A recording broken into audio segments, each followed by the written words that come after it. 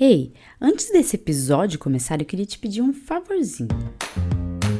Produzir esse conteúdo semanalmente exige bastante esforço daqui. E nada disso é remunerado, sabia? Pelo menos ainda não. Mas você pode ajudar a mudar isso. Vai lá no botão de seguir, avalie o podcast, recomende o podcast para os seus conhecidos e ajude a gente a espalhar o conhecimento científico por aí. Mas se você pode ajudar mais, apoie o Escuta Ciência, apoie com valores a partir de R$2 e ajude a gente a crescer.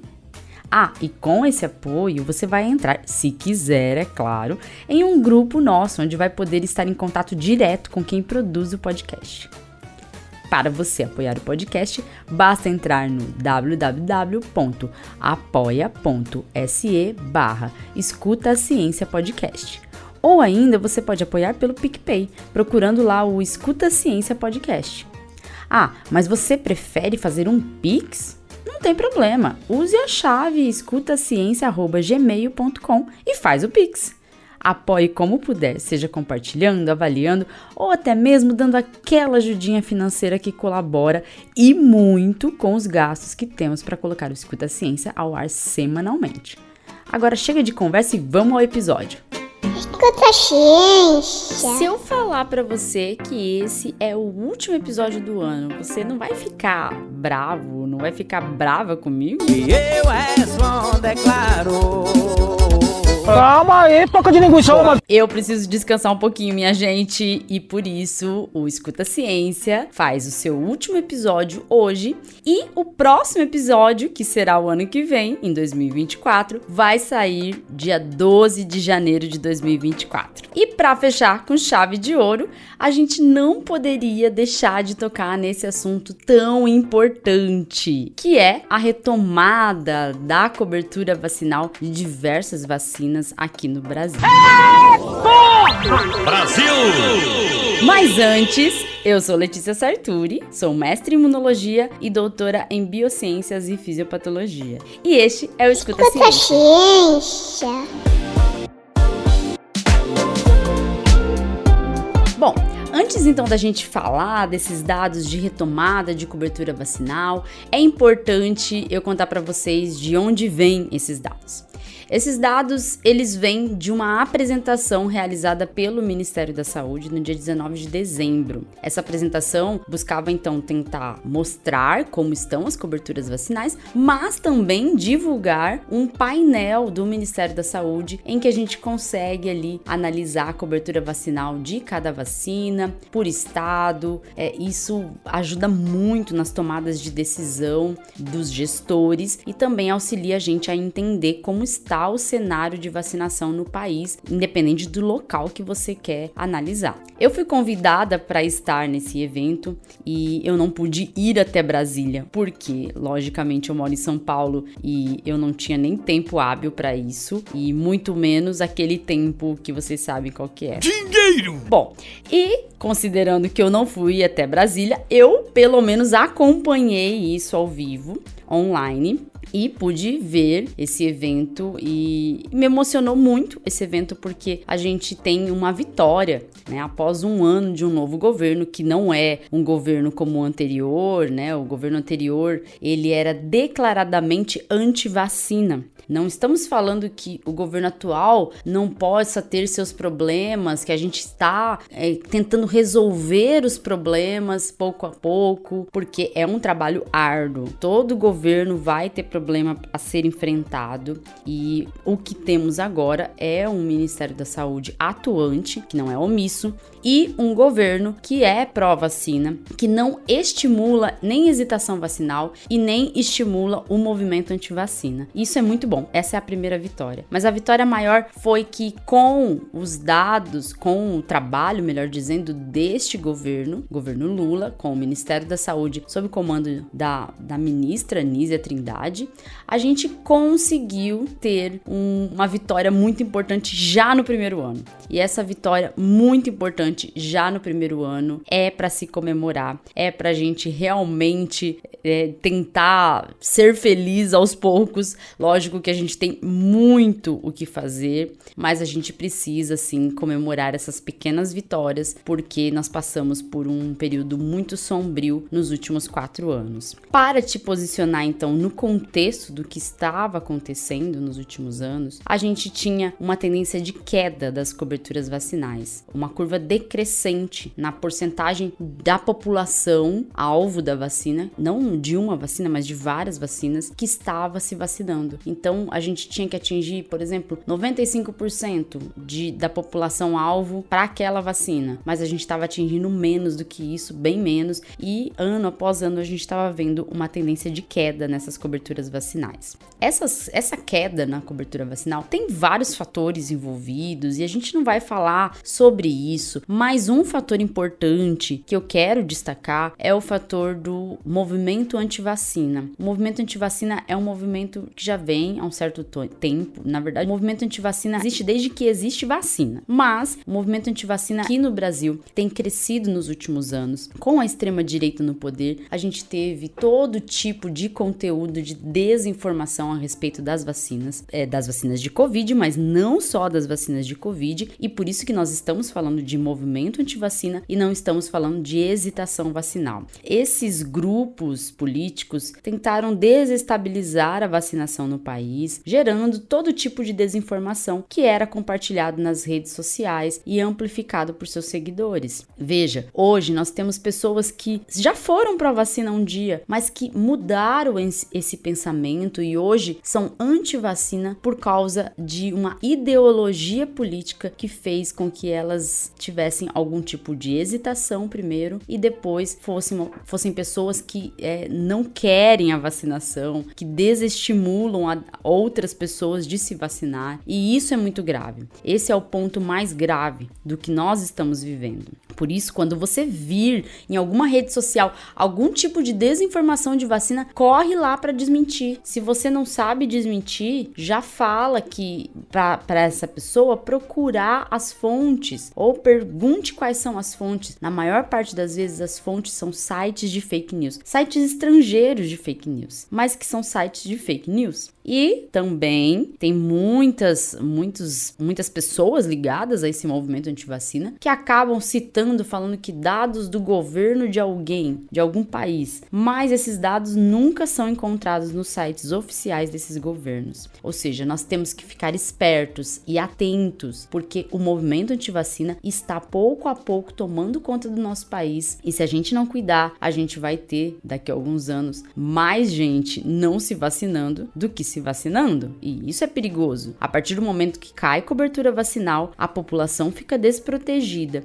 O patógeno, que pode ser um vírus, uma bactéria, pode voltar a circular naquela população, e aí nós teremos um grande problema de doenças que foram eliminadas do país retornando, e as pessoas mais vulneráveis podem então adoecer e vir a óbito por conta dessas doenças. Vacinação não é medida individual, você não se vacina por causa de você, viu, alecrim dourado? Você se vacina pela população, para prevenir que doenças circulem numa população. É esse o principal objetivo de se vacinar. E, logicamente, tem que ser prioridade e tem que ser uma preocupação de qualquer governo estimular a vacinação, porque o adoecimento pela infecção provocada por determinado patógeno, que poderia ser prevenido ali por uma vacinação, pode provocar vários problemas na população. A gente pode ter aí problemas temporários, agudos, que podem sobrecarregar os sistemas de saúde, mas a gente também pode ter problemas mais graves, crônicos, sequelas, que podem debilitar aquela pessoa por um longo período ou por toda a vida. Então, é prioridade, tem que ser prioridade de qualquer governo estimular a vacinação e fazer tudo o que pode fazer para estimular essa vacinação. Bom,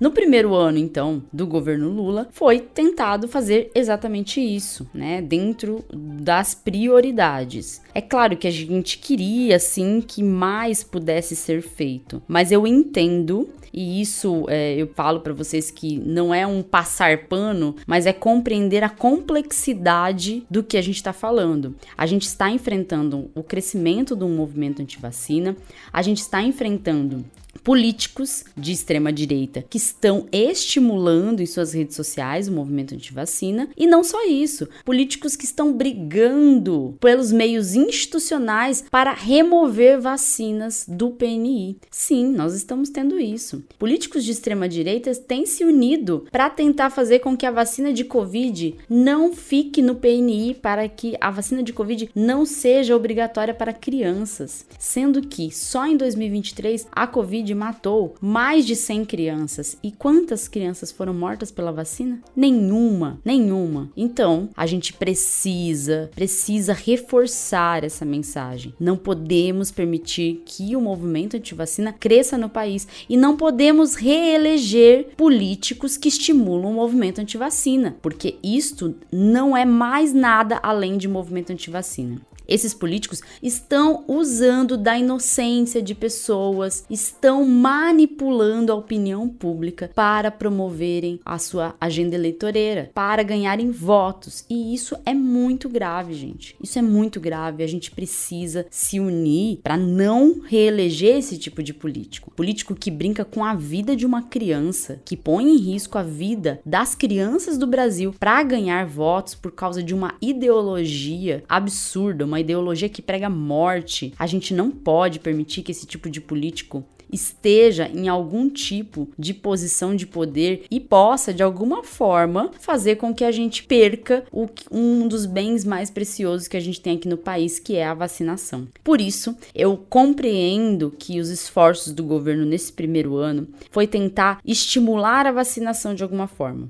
A vacinação infantil contra a Covid, ela não teve uma adesão boa, não teve uma boa cobertura vacinal. Mesmo a vacinação que é feita com a cepa original, né? Não é nem com a bivalente. Então, talvez tenham sido as metas reforçar todas as outras vacinas para a gente tentar criar um cenário pró-vacina de novo. Um cenário que já foi, inclusive, muito exaltado aqui no país, né? Esse cenário pró-vacinação. E aí, quando a gente fala dessa retomada das altas coberturas vacinais, a meta foi reverter a tendência de queda dessas coberturas vacinais, porque a gente vinha dessa curva decrescente desde 2016. E aí foi lançado o Movimento Nacional pela Vacinação. Foi lançado também o programa Saúde e Consciência para monitorar e combater a desinformação sobre vacinas, e a gente teve a estratégia de microplanejamento, que, se você não se lembra, quando a gente teve aqui no Escuta Ciência a presença do Éder Gatti, que é o diretor do PNI, nós tivemos toda uma explicação a respeito de como funciona o PNI, e também tivemos a explicação sobre o microplanejamento que está sendo adotado no governo. Você pode voltar lá no episódio 154, que é tudo o que você sempre quis saber sobre o PNI, mas tinha vergonha de perguntar. E nesse episódio, que tem a cara do Zé Gotinha, você vai encontrar toda uma explicação sobre essas estratégias de microplanejamento que o diretor Éder Gatti explicou pra gente nesse episódio.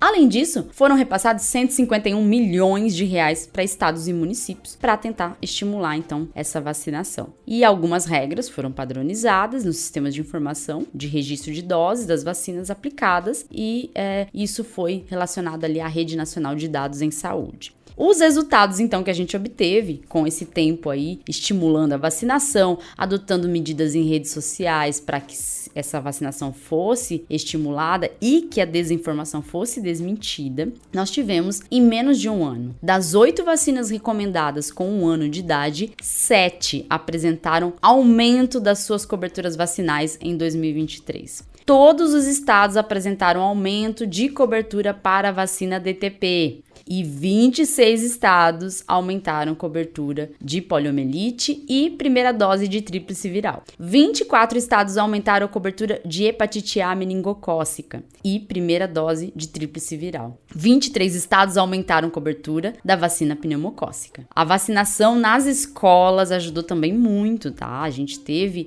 essa utilização da estratégia de vacinação nas escolas em 3.992 cidades brasileiras utilizando esse tipo de estratégia. O que equivale a 71,7% dos municípios. Se no seu município o prefeito não adotou isso, não foi adotada essa estratégia, vai lá e cobre. Ano que vem é ano de eleição. E tem gente que tá doidinho para se reeleger. Vai lá e cobre do seu município. Se tem colégios estaduais que não foram permitidos ou que foram proibidos, vetados, como aqui em São Paulo, o Tarcísio, ele não permitiu a estratégia que vinha de um projeto de lei para vacinação de HPV. Justamente HPV, que é uma vacina que protege contra a infecção por HPV, que é o causador de câncer de colo de útero nas meninas, em mais de 90% dos casos. Não foi para frente, na verdade, esse projeto de lei, porque foi vetado pelo governador aqui no estado de São Paulo. Então, cobre dos seus políticos, cobre muito, porque a gente precisa, sim, de estratégias para vencer o movimento antivacina. Quem não quer adotar estratégias para vencer o movimento antivacina é antivacina, sim. Primeiro ponto, dentro de um cenário que a gente tem um movimento antivacina crescendo, quem não decide adotar a estratégia para combater o movimento antivacina, esta pessoa, ela só não diz, mas ela é antivacina. E uma coisa que eu quero destacar também desses dados, eu não vou falar todos os dados aqui, eu vou deixar o link para você conferir você mesma, pegar ali e olhar cada dado. Só tô citando alguns pra gente poder discutir, né, alguns dados importantes, mas eu vou deixar para você o link para você analisar melhor. Temos a vacina de HPV, e isso é lindo de ver. A gente teve um aumento de 30% no número de doses aplicadas. Isso foi essencial. Esse aumento foi essencial na vacinação de HPV. Porque, como eu falei, HPV é um vírus que provoca câncer, né? E crianças que não se vacinaram, quando chegarem na idade adulta, na idade que é sexualmente ativa, corre um risco muito grande, porque esse vírus circula muito. Corre um risco muito grande de pegar o HPV e desenvolver câncer. Nas meninas, o câncer de colo de útero, que é uma doença que é provocada pelo HPV. E nos meninos também tem câncer de pênis, câncer de ânus, e não só isso. Então, indivíduos imunossuprimidos acima de 9 anos, de 9 a 45 anos, podem tomar essa vacina, e meninos e meninas de 9 a 14 anos. Esse é o recomendado, vacinar para adquirir imunidade antes de entrar na vida sexual. Afinal, seu filho, sua filha, toda criança um dia vai ser adulto e vai ter vida sexual ativa. Então, a gente precisa, sim, proteger as crianças do futuro, né? A gente precisa proteger hoje. A vacinação é para hoje. E nós tivemos aí um aumento na adesão da vacina de HPV. E esse aumento é muito importante. Foram mais de 5,6 milhões de doses aplicadas de vacina de HPV, o que coloca o Brasil de novo com um aumento nessa cobertura vacinal, né? A gente aumentou o número de doses e isso já é um avanço, visto que a gente tem uma queda na cobertura vacinal que foi intensificada desde 2018, né? Essa queda. Em 2019, especificamente, a gente teve uma queda acentuada, que foi caindo, para 2022 a gente ter uma queda muito grande, sendo que tem estados que zeraram a cobertura vacinal. O Acre, por exemplo, chegou a ter 0,15% de cobertura vacinal. E isso é muito assustador, né, quando a gente pensa. Hoje nós podemos dizer que temos um cenário de reversão dessa queda. E isso já vai ser importante para a gente poder, então, pensar num futuro com alta cobertura vacinal por HPV. E temos também alguns desafios. Tem vacinas, algumas doses, que não subiram para o sistema de dados, para o RNDS, por problemas na identificação do CPF ou do CNS. que é do Cartão Nacional de Saúde, né? O número aquele que a gente tem do SUS.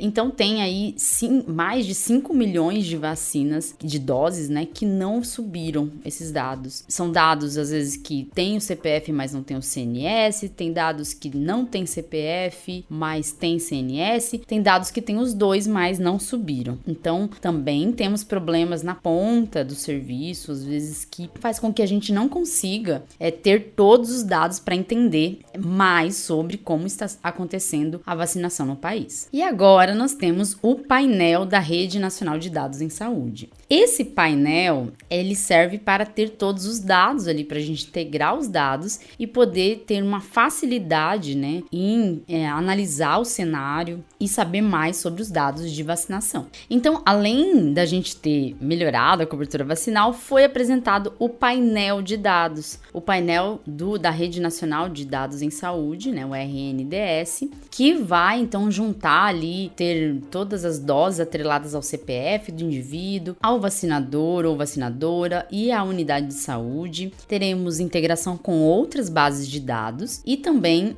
por meio desse painel, nós temos a caderneta digital de vacinação, que há ali relação com o Conect SUS. E os dados foram padronizados. É um painel muito bonito, a gente consegue analisar bem como está o cenário de cobertura vacinal e consegue ver por localidade. Isso é essencial para a gente analisar cenários e também estimular a criação de políticas públicas para, se tivermos ali um avanço no movimento de vacina em determinada região, se a gente tiver uma queda acentuada, analisar a tendência de queda também, para poder fazer com que as políticas públicas tentem reverter antes da gente ter um cenário mais caótico, um cenário mais perigoso e mais difícil de reverter. E isso vem para substituir o Tabnet, em que não se tinha essa integração com outras bases de dados, não tinha registro para o cidadão e não tinha uma padronização dos dados. Então, esse é também um dos avanços, né, que a gente teve, não somente aí da cobertura vacinal dessas vacinas, mas também a gente teve esse avanço relacionado à disponibilização dos dados de vacinas. É importante, então, a gente reforçar: a cobertura vacinal de várias vacinas está subindo de novo. A gente está tendo, pelo menos, uma reversão na queda, né? Não podemos falar que subiu porque ainda temos muito trabalho pela frente, digamos assim. Mas estamos tendo uma reversão daquela tendência de queda. Então, pensa uma coisa que está caindo e agora parou de cair. Isso já é bom, porque se parou de cair, isso já indica que as ações estão atuando para reverter de alguma forma essa queda. E, segundo ponto, a gente teve aí alguns dados que mostram, sim, um aumento na cobertura vacinal, mas, como eu falei, a gente tem que reforçar que ainda precisa ser feito muito para a gente vencer um movimento que é patrocinado nas redes sociais, um movimento que conta com a participação de políticos brasileiros. Esse movimento antivacina, ele não deve existir. Não é questão de opinião. Vacinação não é questão de opinião. Vacinação é questão de saúde pública. E a vida em sociedade exige que a gente fique atento à saúde pública. A vida em sociedade exige que sim, que você tenha algum dever para com o outro, mesmo que você não queira. E se você não quer ter nenhum dever para com o outro, aí você tem que se isolar. Procura uma ilha deserta, que não conviva com ninguém e viva lá. Lá você pode não se vacinar, você pode fazer o que você quiser, porque lá você não vai ter que conviver em sociedade. A partir do momento que você convive em sociedade, a vacinação é um dos seus deveres essenciais para com a coletividade. E ainda bem que a gente está tendo, sim, aumento na cobertura vacinal de novo, e torcemos, né, para que esse aumento ele seja mais significativo o ano que vem, para que os esforços se intensifiquem e para que todas as vacinas tenham esforços garantidos pelo Ministério da Saúde, pelo governo, para que a gente possa tentar, né, voltar para o nosso passado de alta cobertura vacinal, quando o Brasil era um orgulho em vacinação, para que a gente possa eliminar de vez do país o movimento antivacina. Eliminar o movimento, não eliminar as pessoas. As pessoas que estão aí iludidas por esse movimento, muitas vezes não sabem nem o que é o movimento antivacina. Não culpe as pessoas que estão manipuladas, estão sendo manipuladas. Culpe quem as manipulou. E quem está manipulando muita gente são os políticos de extrema direita, que inclui o Bolsonaro e todo mundo que está ligado ao Bolsonaro. Esses são os políticos que foram responsáveis pela baixa adesão de vacina de Covid para crianças, e por causa disso a gente sabe que teve morte de crianças, como eu falei, mais de 100 crianças morreram esse ano por causa da Covid. Esses são os políticos responsáveis pelas mortes das crianças não vacinadas. Essas são as pessoas que estão manipulando, e a gente tem que fazer com que essas pessoas não estejam na política, porque na política essas pessoas provocam um estrago muito grande, e esse estrago na saúde pública repercute na nossa vida, repercute na vida de quem a gente ama, de quem a gente convive. A gente não pode permitir que esse tipo de coisa esteja presente na política, e por isso todo mundo que é pró-vacina, que entende a importância de se vacinar, tem que deixar isso muito claro, tem que conversar com pessoas que estão iludidas por esse movimento, que estão manipuladas, e tentar explicar a importância da vacinação, recomendar fontes confiáveis de informação e fazer com que essas pessoas possam entender a importância de se vacinar. Eu espero contar com a sua ajuda para compartilhar esse episódio, para também fazer com que outras pessoas conheçam fontes de informação confiáveis, e para fazer também com que outras pessoas que possam estar ali meio manipuladas com o movimento antivacina, pelo movimento antivacina, ou então estão hesitando vacinar por conta de desinformação, eu espero que você ajude essas pessoas também, já que você está escutando esse episódio, escuta o Escuta Ciência e tem informação. Então vai lá, compartilha o episódio e propague o movimento pró-vacina. Já tem muita desinformação nas redes, a gente precisa de informação de qualidade. Ajude o movimento pró-vacina. Saúde e consciência. Esse é o movimento que a gente precisa. A gente precisa de informação e não desinformação. Por hoje é só, é isso. Feliz Natal para todo mundo, feliz Ano Novo, boas festas de fim de ano para todos. Tchau, tchau e até o ano que vem! Escuta ciência.